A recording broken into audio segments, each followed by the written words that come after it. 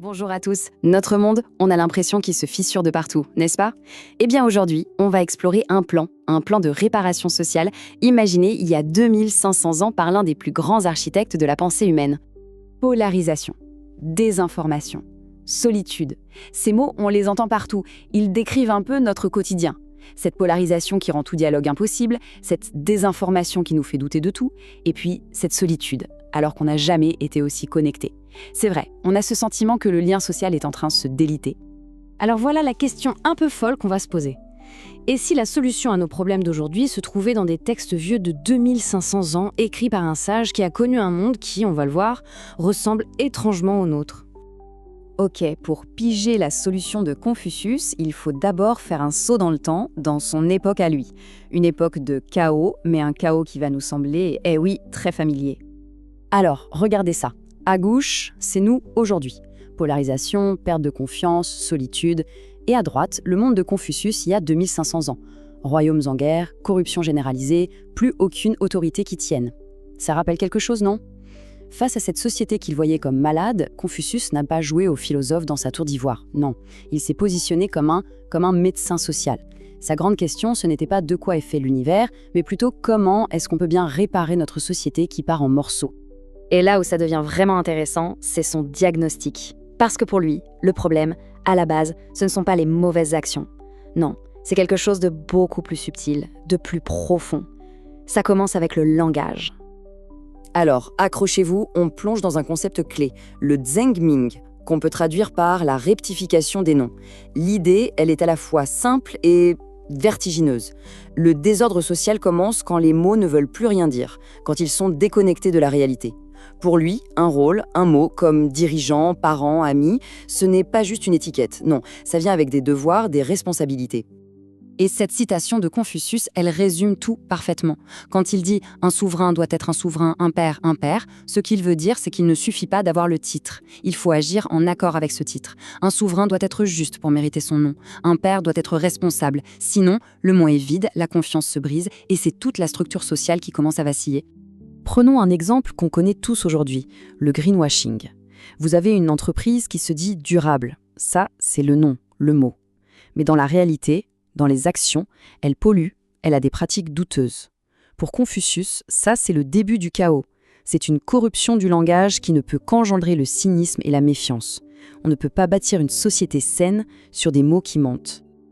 Ok, le diagnostic est posé. Nos mots sont malades. Alors quelle est l'ordonnance? Confucius propose une thérapie, un traitement en 3 piliers. Et l'idée, c'est de reconstruire la société en partant de l'individu. Le premier pilier, c'est vraiment le cœur de sa pensée. C'est le Ron. On le traduit souvent par bienveillance ou humanité. Mais le plus fascinant avec le Ron, c'est que ce n'est pas quelque chose qu'on a tout seul. C'est une vertu qui est fondamentalement relationnelle.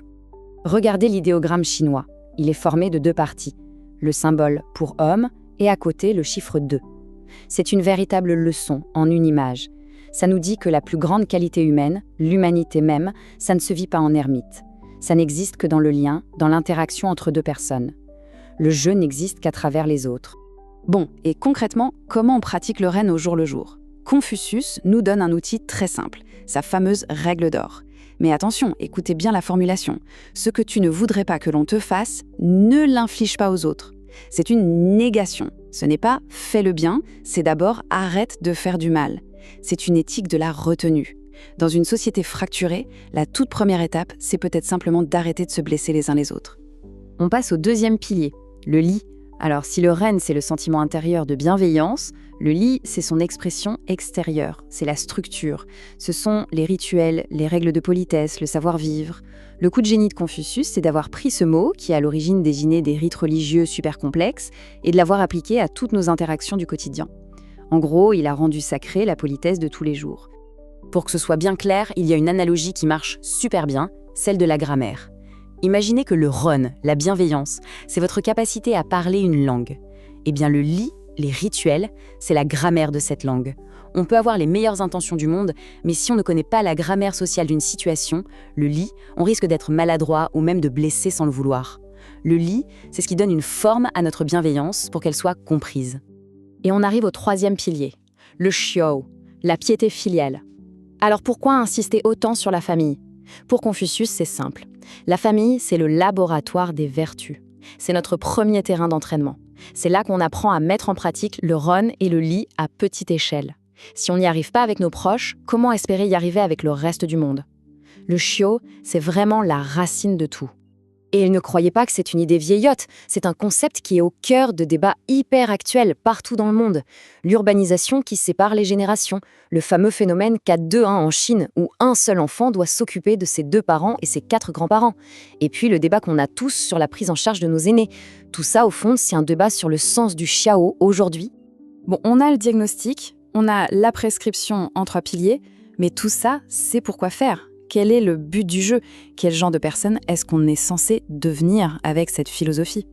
L'objectif final, c'est de devenir un Junzi. Alors ce mot, avant Confucius, il voulait dire fils de prince, un titre hérité à la naissance. Et là, Confucius fait une véritable révolution. Il prend ce mot et il le redéfinit complètement. Le Junzi, ce n'est plus celui qui est noble par le sang, mais celui qui est noble par son caractère, par sa vertu. C'est l'idée d'une méritocratie morale. N'importe qui peut aspirer à devenir un Junzi. Et comment on fait la différence entre le Junzi, l'homme de qualité, et son opposé, le Xiaoren, l'homme de peu? Confucius nous donne un critère très clair qui se joue sur la motivation profonde. Le Junzi, lui, est guidé par ce qui est juste, par la droiture. Le Xiaoren, au contraire, est guidé uniquement par le profit, par le gain personnel. Cette citation le dit mieux que personne. L'esprit du Junzi est versé dans la droiture. L'esprit du Xiaoren est versé dans le gain. C'est aussi simple que ça.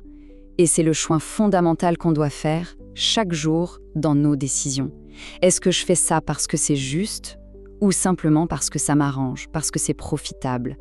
C'est ça, le test du Junzi.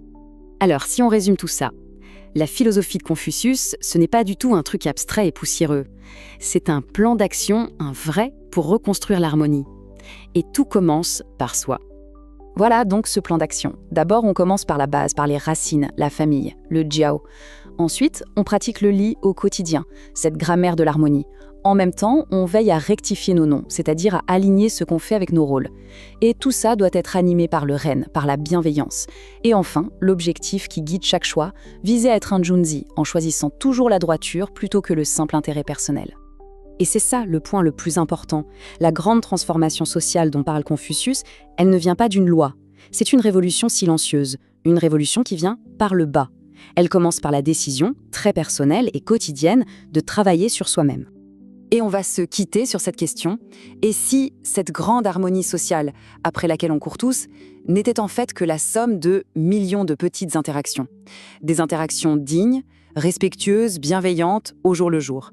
Ce que Confucius nous suggère, c'est que la réparation du monde, eh bien, elle commence à notre propre échelle. Et ça, c'est peut-être l'idée la plus pertinente de toutes.